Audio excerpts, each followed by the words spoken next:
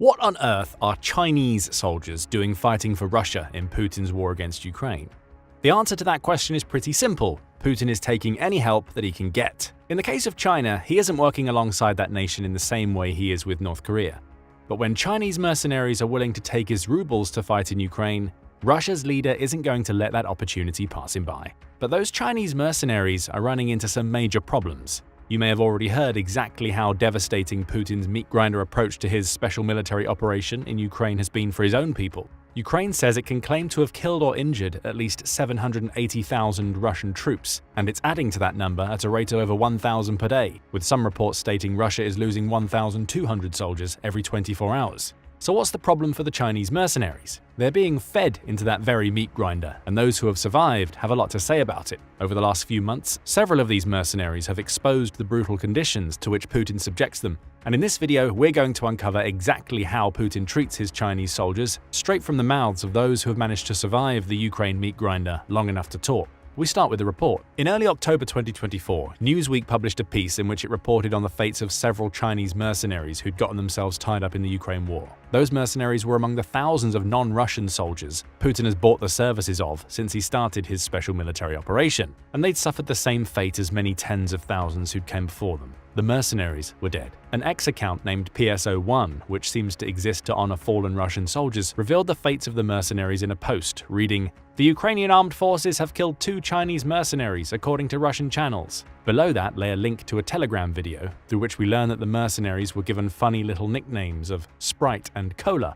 "The guys from China, good guys, great fighters, died," the post read, alongside pictures of the pair. Neither Russia nor China's foreign ministries responded to Newsweek's questions about the social media posts, suggesting neither wants to admit that there are Chinese fighters in Ukraine. But there's plenty of evidence to suggest that Russia is using foreign mercenaries in its war with Ukraine. Back in November 2022, a Taiwanese combatant named Seng Sheng-guang was the first person from any East Asian country to die in Putin's war. He would be far from the last of the thousands believed to have shipped themselves over to Russia in search of money Putin offers to bolster his flagging domestic forces. For its part, China doesn't want to admit that anybody who could be linked to its military is fighting in Ukraine. Doing so would make it troublesome to maintain the supposedly neutral stance it's taken since the beginning of the conflict. Granted, this is a country that's happily sent many dual-purpose products to Russia, knowing that its military would likely use those products to build or maintain its weapons. But it hasn't sent soldiers, and Beijing doesn't want to come under any criticism for appearing to support Russia militarily when it claims it's doing no such thing.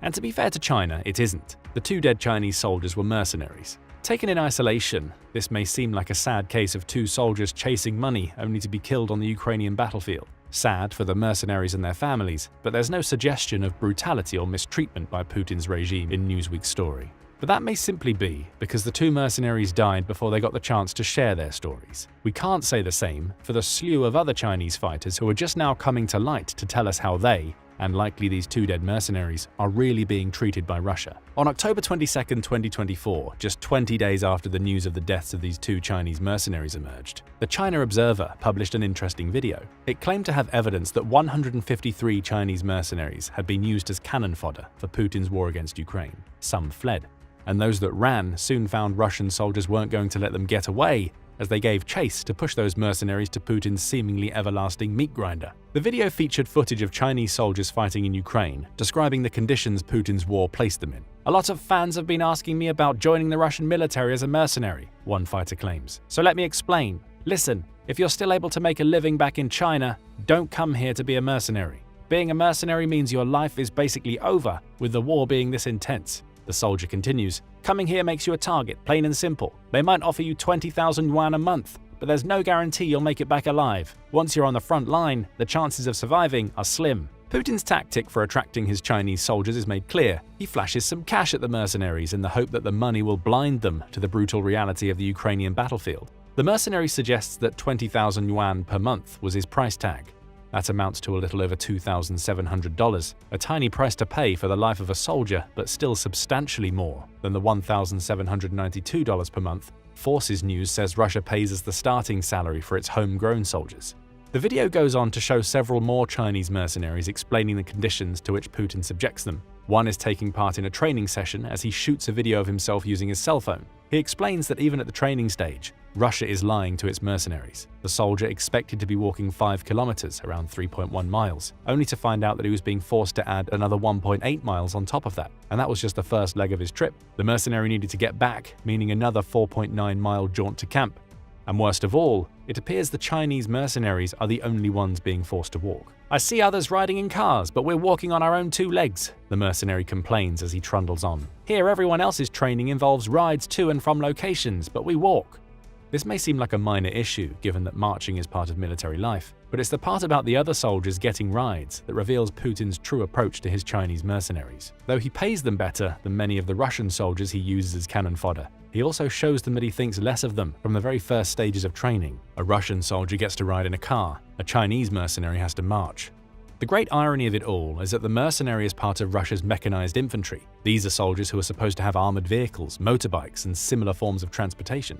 The Chinese mercenaries aren't getting any of that, with their training appearing to be Russia showing them that they'll march out in the open when they make it to Ukraine. They'll also march while starving. "I'm exhausted, thirsty, and hungry," the Chinese soldier says, adding that he was provided with just a bottle of milk and a chocolate bar to sustain him through his nearly 10-mile march. Perhaps Russia is merely preparing the mercenary for what awaits him on the front lines when he enters Ukraine. After all, there are plenty of reports of Russian soldiers starving in Russia. In December 2023, Business Insider said that some Russians have been found mixing dirty water from the Dnipro River into cans of stewed meat to make their rations last longer. And in September 2024, Forbes reported on Ukrainian soldiers who posed as Russian soldiers to trick a trio of Russians into surrendering after they were found starving in the depths of a trench. Hunger is a reality of Putin's meat grinder war. Perhaps Putin uses these marches to hint at what fighting in his war will really look like. The brutality of Putin's war starts early, it seems.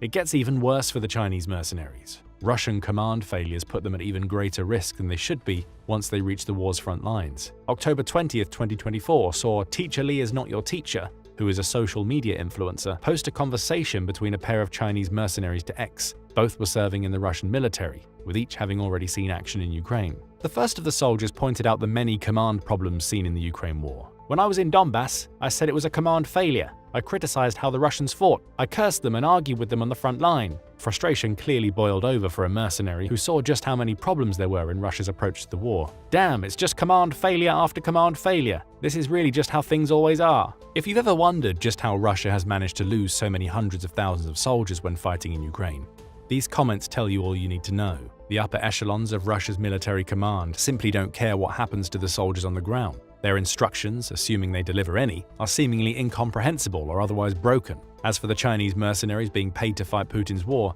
they've woken up to Russia's only real tactic. Who needs a command structure when we have bodies to throw at Ukraine? And to add to all of those things, the Chinese mercenaries on X in the video say Russia is blatantly lying to its fighters in the field. In some places, they don't give compensation at all. They don't compensate for several situations, like they don't compensate for missing persons, says one of the mercenaries. A Chinese mercenary may see joining the Russian military as a good earner, but if they end up going missing on the battlefield, nothing is coming the way of the families they leave behind.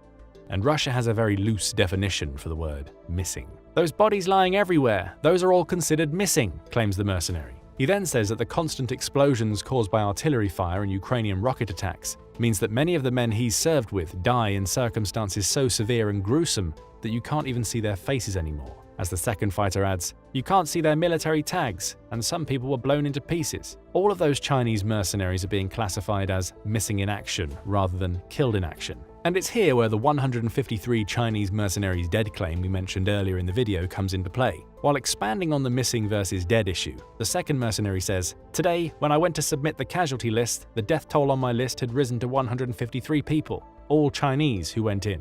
That's 153 dead Chinese mercenaries in a single day, all victims of Putin's brutal meat grinder war. How many more thousands have died or are being classified as missing in action beyond these 153? It's impossible to say. It's clear that Russia is trying to fudge the numbers as much as it can, and that 153 number only comes from one of the two mercenaries' sides. The other doesn't know how many died in his area of the war. One thing is clear from all this, though. Putin is just as happy to feed foreign mercenaries into his ongoing death machine in Ukraine as he is his own people. Perhaps even more so, given what other Chinese mercenaries have claimed about their treatment. Lack of rations and the extremely high odds of dying on the front lines once you make it there. The Chinese mercenaries are like cattle being fed to the slaughter. Naturally, some of them will think about deserting. What awaits those who do try to run? torture, and execution, often at the hands of their own mercenary comrades. Staying with the same conversation between the two Chinese mercenaries, the second says that any deserters are executed on the spot. For the first, the fates of deserters he's seen are far worse. While telling the tale of how his unit had caught a deserter before, the mercenary explains what happened to that unfortunate soul. "We didn't shoot him, but gave him a beating. After the beating, we threw him in a shipping container. We threw him inside in winter. No coat, no protection against the blinding cold. When we dragged him out the next morning, he was barely alive from the cold. We tortured him half to death, that deserter. And after half a month of this torture, the deserter was sent out to brave the battlefields of Ukraine alone. Yet more brutality. And don't think for a moment that a deserter's fate might improve once they make it back to Russia. A Russian deserter is considered as somebody who voluntarily surrendered. They'll receive up to a 15-year prison sentence, though they can escape that by allowing themselves to be sent back out to the front lines. Chinese mercenary deserters don't seem to benefit from this prison sentence. They're beaten, tortured, and either executed on the spot or expelled from their unit in Ukraine. That's as good as a death sentence. By now, you get the picture. Chinese mercenaries have been exposed to levels of brutality they never expected when they signed up to fight in Putin's special military operation. Whatever expectations they had when they arrived are practically always subverted. The mercenaries are mistreated from the moment they enter training until when they almost inevitably die on the battlefield. And there are still more stories from those who didn't make it back alive. The China Observer YouTube channel recounts several of them. It shares brief footage of a small unit of 5 Chinese mercenaries getting obliterated by landmines laid by Ukrainian troops. In another case, Dim Sum Daily, a Chinese media outlet, reported on a pair of Chinese nationals who had lost their lives in Ukraine in August 2024. The men, one of whom was named Liu Hongwei, had received about a month of basic infantry training from Russia before being assigned to a unit on July 31, 2024. Neither even had any idea what they would be doing in Ukraine until they arrived on the front lines and were told they would be part of an assault team. Again, we see the breakdown in command structures that other mercenaries have mentioned, and the result was inevitable. Both died within days of arriving in Ukraine. It's a story that repeats itself over and over again for the Chinese nationals who've made the mistaken decision to fight for Putin in Ukraine. And while the stories we've shared so far from those who managed to survive long enough to tell their tales already paint a bleak picture of what awaits any Chinese mercenary who signs up, this last survivor lays it all on the line. That man is named Li Jianwei. Li was in Ukraine long before any of the other mercenaries we've discussed in this video, having published a series of videos in which he spoke about the conditions he'd faced so far while fighting in Ukraine back in May 2024. He had served in China's People's Liberation Army for 2 years before he went freelance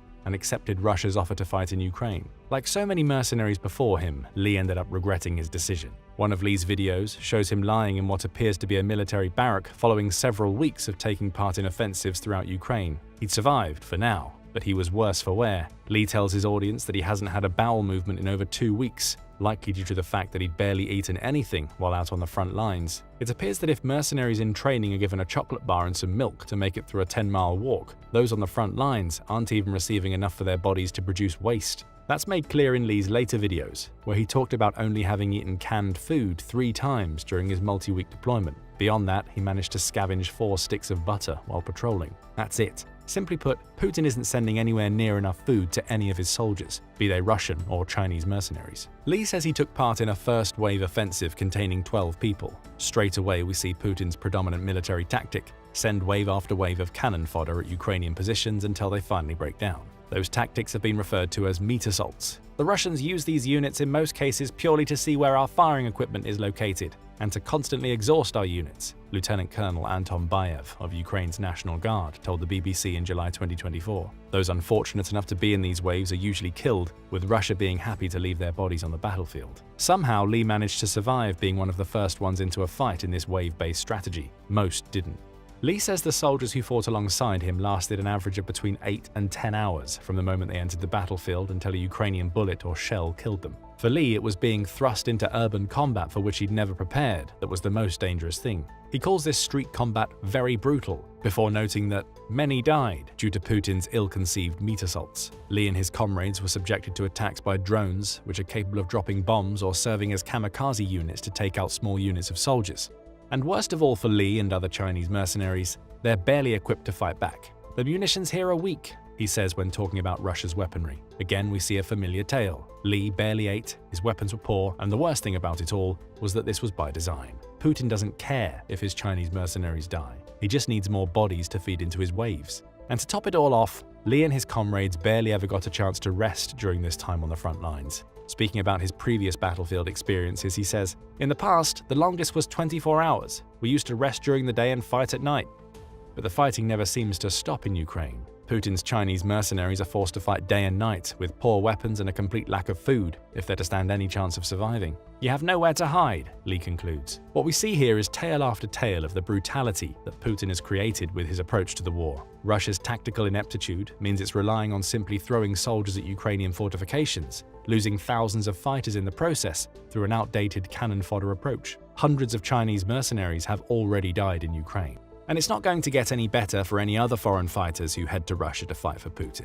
We now know that North Korea has sent up to 12,000 soldiers into Russia to take part in Putin's counteroffensive in Kursk. The two Chinese mercenaries who talked about the complete lack of a Russian command structure have already seen some of those North Koreans die. "After just one day, 8 people have died, senior officers," says one of the mercenaries. It seems that Russia's tactics will never change, regardless of if you're a Russian, North Korean, or Chinese soldier. Is it any wonder that everybody we've covered in this video regrets taking Russia's money to fight in Ukraine? But what do you think about these tales of Chinese mercenary woe? Does it serve these mercenaries right to be used as cannon fodder because they signed up for Putin's war? Or do you have any sympathy for fighters who've been forced into brutality for which they were unprepared when they entered Ukraine? Share your thoughts in the comments, and thank you as always for watching the video. Now go and check out Chinese soldier fighting for Russia exposes Putin's incompetence, or click this other video instead.